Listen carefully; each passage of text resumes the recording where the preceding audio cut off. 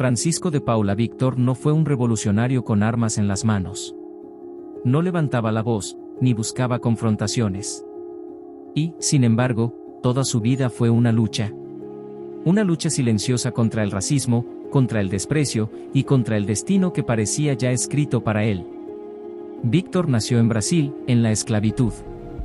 No conoció a su padre, y fue bautizado apenas una semana después de nacer, con la esclavizadora de su madre como madrina.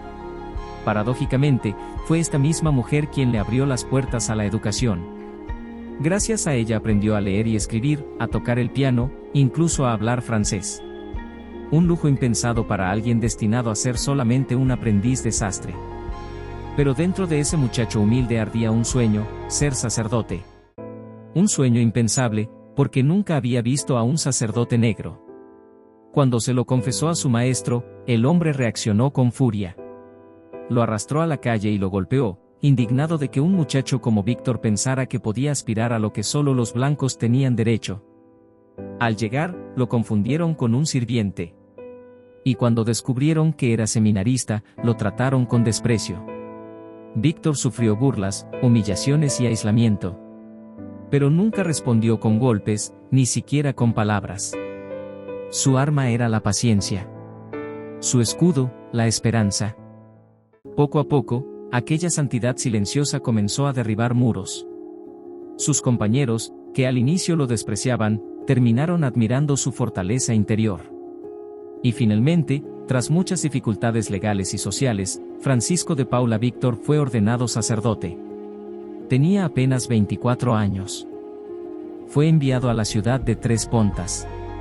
Allí comenzó su ministerio, y de nuevo, el rechazo. Muchos feligreses blancos se negaban a recibir la comunión de un sacerdote negro.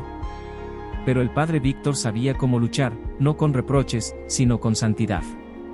Abrió las puertas de su casa a los pobres. Cuidó enfermos, incluso a un leproso al que nadie quería acercarse.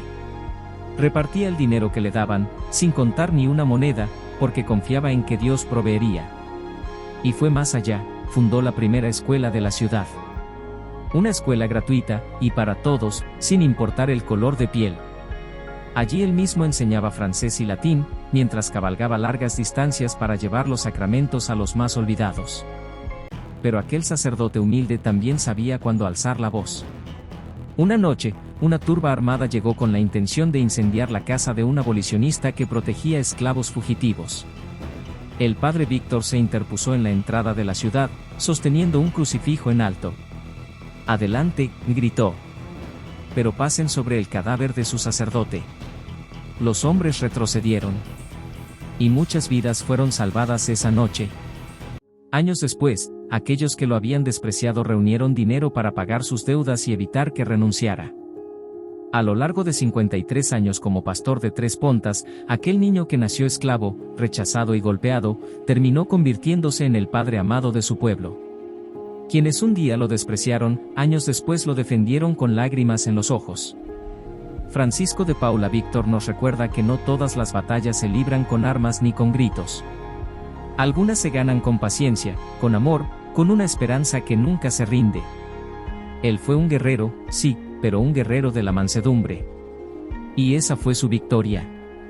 Que por su intercesión sepamos discernir cuándo callar y cuándo hablar, cuándo soportar y cuándo levantar la voz. Beato Francisco de Paula Víctor, ruega por nosotros.